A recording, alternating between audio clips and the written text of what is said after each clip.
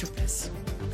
Nouvelle journée de tension aussi à l'Assemblée nationale pour l'élection des présidents de commissions parlementaires dès 15h, après une nuit très mouvementée autour de l'attribution des postes. Avec moi pour décrypter cette actualité politique, William T, fondateur du think tank Millénaire et politologue. À tout de suite. J-6 avant le début des JO pour préparer cette cérémonie d'ouverture des Jeux Olympiques au fil de l'eau.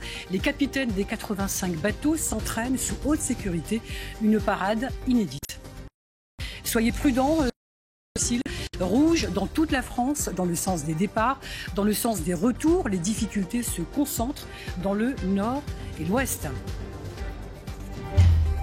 Deuxième jour de mobilisation contre les méga-bassines. Ce midi, des premiers débordements violents ont eu lieu en marge de la manifestation des anti-bassines. Ce midi, donc à La Rochelle, 5 personnes interpellées. Le ministre de l'Intérieur, Gérald Darmanin, a réagi. Les précisions de Marion Ampageux.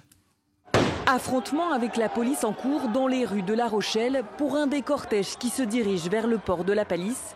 Alors que la manifestation contre les méga-bassines est interdite, plusieurs milliers de personnes se sont rassemblées. L'idée pour nous, c'est pas de mettre en danger la manifestation. Hier, on a vu que c'était compliqué avec les flammes. On sait qu'en face, malheureusement, les dispositifs policiers peuvent être très violents. On se souvient de Sainte-Soline. Du coup, voilà, on reste groupés et on continue. On demande à la préfecture de nous laisser manifester jusqu'au port de la police. Les choses se passeront très bien s'il n'y a pas un climat de tension qui est instauré. Selon les autorités, 400 Black Blocs sont présents et quelques dégradations sont à déplorer pour le moment. Le ministre de l'Intérieur, Gérald Darmanin, annonce l'interpellation de 5 personnes. De très nombreux éléments radicaux d'ultra-gauche à La Rochelle, dans le cadre des manifestations de Sainte-Soline, s'attaquent aux biens et viennent de saccager un supermarché. 5 interpellations, on a du mal à voir le rapport avec la défense de l'environnement. Un autre cortège de manifestants avance dans les rues de La Rochelle. Il serait 3000 à se déplacer, cette fois-ci dans le calme. Leur but, que les 2 cortèges se rejoignent pour bloquer le port de la Palisse. Et donc avec moi, toujours pour décrypter l'actualité, William T, vous êtes politologue, je le disais, fondateur du think tank Le Millénaire. L'élection d'Éric Coquerel, donc, que l'on va donc entendre, c'est une surprise. Oui, c'est une surprise dans la mesure où, en fait, on pensait, après l'élection d'Yael Braun-Pivet, qu'il y avait un accord implicite entre Gabriel Attal et Laurent Wauquiez. Et dans cette répartition de postes, ça devait être Véronique Louwagie qui devait l'obtenir. Mais je suppose que vous avez un sens. Oui, bien sûr, bien sûr. Donc en fait, on va en reparler évidemment de l'actualité donc à l'Assemblée nationale. Mais c'est vrai que cette mobilisation donc des anti-bassines et ce qui vient de se dérouler à La Rochelle avec ces images de débordement, s'invite au cœur de l'actualité politique des différents partis. Qu'est-ce que cela signifie des sujets, on va dire, devenus extrêmement sensibles, de l'agriculture, de la gestion cruciale de l'eau? La difficulté, c'est qu'il y a différentes formes d'écologie sur lesquelles comment traiter ces questions-là. Mon avis dessus, c'est que le réchauffement climatique a induit ce qu'on appelle le dérèglement climatique. C'est-à-dire que vous avez des pluies qui deviennent de plus en plus récurrentes, de manière très concentrées, alors qu'avant, on avait une lisibilité sur la saison des pluies, etc.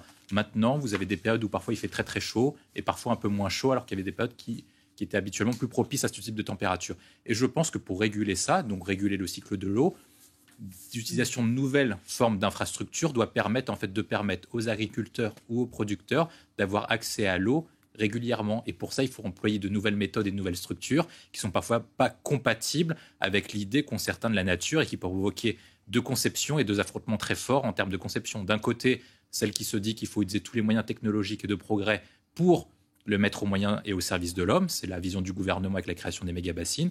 Et de l'autre côté, les écologistes plus traditionnels qui considèrent qu'on est en train de dénaturer la nature et donc par conséquent qu'on prend ce qui appartient à la nature pour le mettre au service de l'homme et ça contribue à aller dans le sens du progrès industriel qui est à l'encontre de la vision défendue par les écologistes. Alors donc justement, c'est ce sujet extrêmement crucial. Donc on va maintenant aborder une autre thématique qui en fait est au cœur de l'actualité. C'est bien sûr l'Assemblée nationale sous haute tension aujourd'hui encore pour l'élection des présidents de commissions parlementaires. On a appris tout à l'heure que le député LFI Éric Coquerel, dont nous parlions il y a quelques instants, est réélu à la tête de la très importante et stratégique commission des finances. On écoute ses premières impressions.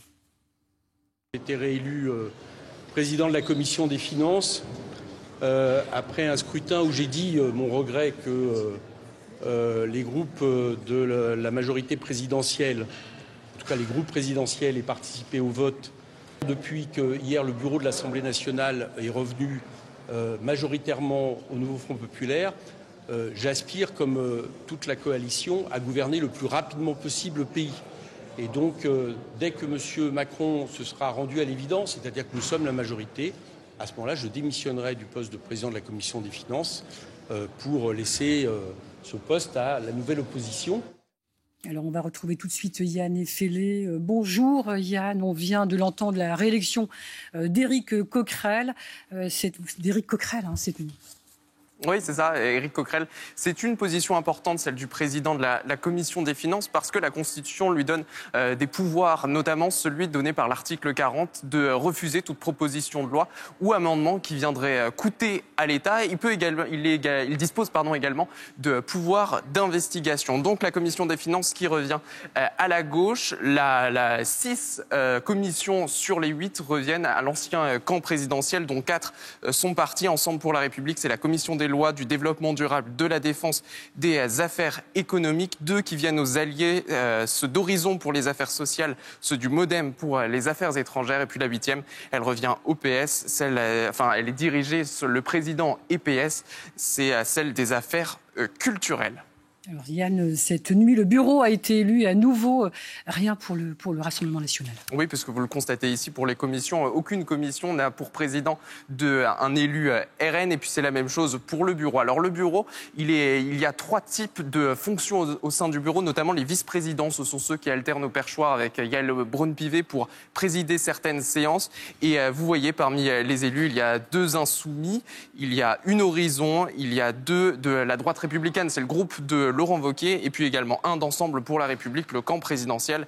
Roland Lescure, c'est le ministre démissionnaire de l'Industrie. Il y a en plus des questeurs. Les questeurs, ce sont ceux qui tiennent les cordons de la bourse à l'Assemblée nationale. Et là, pour la première fois, ce sont 3 femmes qui occupent ce poste, mais à nouveau, aucune du RN. Il y en a une d'Ensemble pour la République, une de la droite républicaine et une du PS. Le 3e poste, je vous dis, il y en a 3, et bien le 3e, ce sont les secrétaires. Eux, leur travail, c'est d'assister les vice-présidents.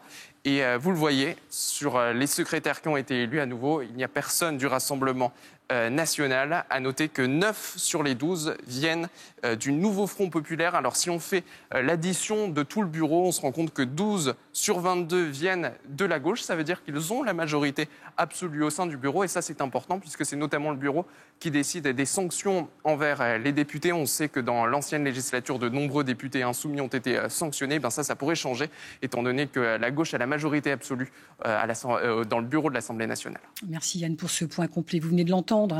Donc Marine Le Pen, donc on va écouter sa réaction à nos micros il y a quelques instants. Non seulement rien n'a changé, mais tout est presque pire. C'est-à-dire que les Français partent en vacances en voyant Mme von der Leyen à la tête de la Commission européenne, en voyant Mme Braun-Pivet à la tête de l'Assemblée nationale. On a vraiment le sentiment que ces élections n'ont servi à rien. Et que des gens qui sont aujourd'hui non représentatifs d'une majorité quelconque s'attribuent en quelque sorte par des manœuvres, par des magouilles, des pouvoirs que les Français ne leur ont pas accordés. Alors, William, une réaction sur ce que vient de dire Marine Le Pen? Oui, je peux comprendre ce qu'elle dit. Elle essaie surtout de parler à son propre électorat, en vue de le garder mobilisé, parce que son électorat est déçu du fait qu'ils ont pensé qu'il y avait une possibilité que Jordan Bardella atteigne et arrive à Matignon, et finalement il en est très loin dans la mesure où, au lieu d'atteindre 290 députés, ils n'en ont atteint que 143. Il y a plusieurs éléments à ça. Le premier, sur la question de la répartition des postes. La répartition des postes et le règlement intérieur de l'Assemblée nationale et de la Constitution prévoient que le bureau doit être composé de manière proportionnelle en fonction du nombre de députés. Normalement, il n'y a pas d'élection, c'est-à-dire que les présidents de groupe du nouveau Front populaire, de la majorité présidentielle et du Rassemblement national doivent s'asseoir en vue de trouver une entente. Seulement, il y a une situation qui est particulière, c'est que les députés du nouveau Front populaire ont été élus, en tout cas pense-t-il, pour faire barrage au Front national. Et ils pensent que ce barrage n'inclut non seulement les élections législatives, mais également les postes au bureau. Donc eux ont décidé de se retirer. À partir du moment où le nouveau Front populaire a décidé de se retirer de cette concertation, on doit passer à une élection que vous avez vue, à l'élection du coup des vice-présidents, du questeur, des secrétaires et aujourd'hui des présidents de commission. À partir du moment où il y a des élections, il y a 3 tours. Le premier tour et le deuxième tour d'atteindre la majorité absolue. Marine Le Pen ne peut pas atteindre la majorité absolue sans avoir les voix soit de la majorité présidentielle, soit du nouveau Front populaire.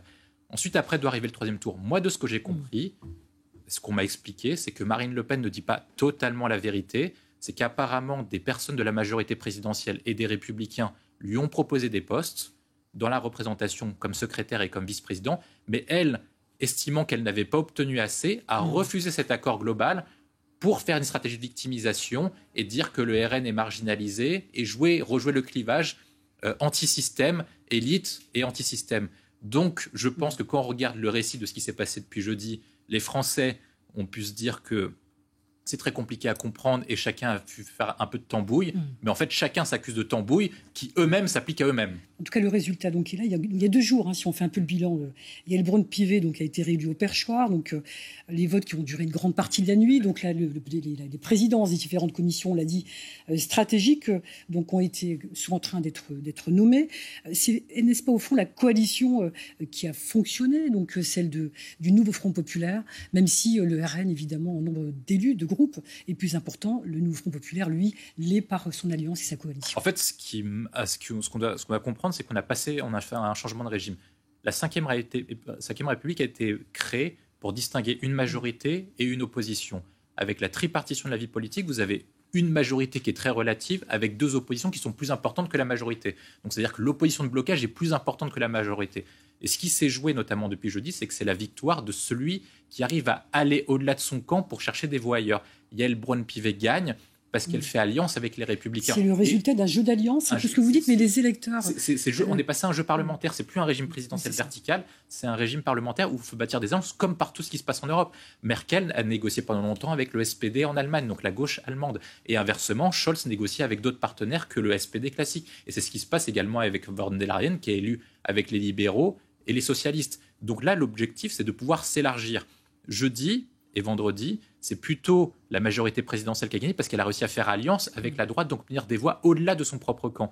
Et par contre, depuis hier soir, au poste notamment de secrétaire et aujourd'hui à la Commission des Finances, c'est la gauche qui a gagné parce qu'elle a réussi à faire alliance avec l'IOT, donc le parti où il y a notamment Charles de Courson. Et c'est là la clé. Si par cas vous voulez rester dans votre propre camp, à partir du moment où vous n'avez qu'un tiers des voix, vous ne pouvez pas gagner. Alors si on se place du côté des électeurs, donc il y a eu le Front républicain qui a donné les résultats qu'on connaît pour le nouveau Front populaire, il y a aussi les électeurs du RN. Oui. Donc comment peuvent-ils analyser et ressentir justement ces élections maintenant? Pour moi, il y a 2 possibilités. La première, c'est que le grand bloc de Marine Le Pen, où elle fait à peu près 20% depuis son entrée dans la vie politique, va rester soudé et va dire, comme d'habitude, les gens, la tambouille politicienne fonctionne pour exclure petit à petit le Rassemblement national du jeu. Par contre, les progrès qui ont été faits par Marine Le Pen et par Jordan Bardella depuis 2022, celle d'entamer ce qu'on appelle la dédiabolisation depuis l'entrée en campagne d'Éric Zemmour, qui fait que c'est plus le grand parti d'extrême droite, mais il y avait quelqu'un encore plus à l'extrême droite qu'elle. Plus l'institutionnalisation du Rassemblement national, en obtenant notamment 2 postes de vice-président, en notamment comparant l'attitude qu'eux avaient par rapport à certains de la France insoumise, leur avait permis de capter des voix lors des dernières élections européennes et lors des dernières élections législatives, d'électeurs qui venaient de chez Macron et de la droite classique, ce qui avait permis de faire passer Marine Le Pen de 20% aux dernières élections à plus de 33%. Est-ce que ceux-là ne vont pas se dire, d'une part, Marine Le Pen a toujours un plafond de verre dans la mesure où elle n'a pas gagné les dernières élections législatives. Et en plus, à chaque fois qu'elle atteindra un poste à responsabilité, ils vont faire barrage. Et je pense que le fait de les marginaliser et le fait de tamer le Front républicain peut décourager certains de ces électeurs à se dire finalement, elle ne gagnera jamais. Alors donc, autre réaction que je vous propose d'écouter, celle d'Éric Ciotti, qui parle, lui, d'un hold-up démocratique. On écoute. C'est un hold-up démocratique qui s'est passé. C'est un hold-up démocratique qui exclut la représentation de 11 millions de Français, puisque la coalition des droites que nous avons portée avec le Rassemblement national se voit exclue de toute représentation, que ce soit au bureau de l'Assemblée nationale, que ce soit aux questures, que ce soit à la tête des commissions. Donc c'est une affaire, je dirais, entre la majorité et la gauche. Votre réaction à nouveau? Dessus, si on regarde vraiment en détail, de toute façon, chacun des camps va lire le règlement et la Constitution selon son propre avantage. On va prendre plusieurs exemples. Aujourd'hui, vous avez Éric Coquerel qui a été élu à la présidence de la Commission des Finances. C'est un poste qui est dévolu à l'opposition. Vous pouvez à la fois détendre un poste dévolu à l'opposition et prétendre gouverner Matignon. De la même manière, la majorité présidentielle va dire qu'ils ont obtenu une majorité, mais finalement, en fait, chacun va lire à sa propre lecture le règlement pour l'attirer à son propre avantage. Et ce que font Éric Ciotti et Marine Le Pen, c'est que je pense qu'ils voulaient prétendre à un certain nombre de fonctions qu'ils ne pouvaient pas avoir en raison du faible poids qu'ils avaient, parce qu'il faut quand même rappeler qu'ils n'ont que 143 députés, donc environ 25% des sièges. Et je pense qu'ils se sont dit, comme on n'a pas les postes qu'on veut, on entame une autre tactique, et celle de la victimisation en vue de provoquer un sursaut de notre électorat en vue d'élections législatives anticipées. Une stratégie de la victimisation, c'est ce que vous nous dites. Avant de parler de la suite, parce qu'on pense bien sûr à la nomination du futur Premier ministre, l'élection du bureau, donc elle s'est bien déroulée de manière tendue, on l'a dit, avec des soupçons de fraude durant le premier scrutin, on va dire. De quels soupçons de fraude parle-t-on précisément? Alors ce qui s'est passé, c'est au moment des votes des vice-présidents, il y a eu 10 voix de plus que le nombre de députés qui étaient présents.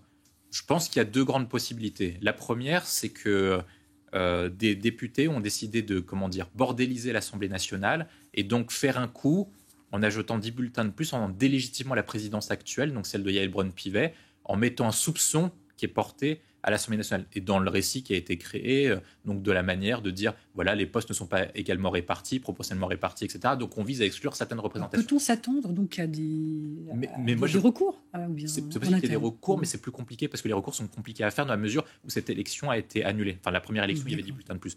Par contre, moi, ce que je pense, qui est le plus probable, c'est comme vous avez énormément de nouveaux députés, je pense que certains ont pensé qu'il y avait des pouvoirs et ont pris les bulletins de vote de la part de leurs collègues.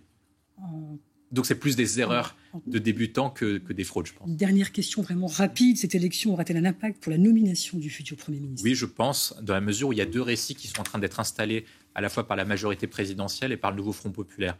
Le premier, celui qu'on a rencontré depuis jeudi dernier avec l'élection de Yaël Braun-Pivet, est de dire, comme Yaël Braun-Pivet a été élue, c'est la coalition présidentielle et ses alliés qui a recueilli le plus de voix à l'Assemblée nationale, donc qui est le plus en capacité de trouver une majorité à l'Assemblée nationale. Donc c'est à eux de tenir Matignon et donc de nommer l'ensemble du gouvernement.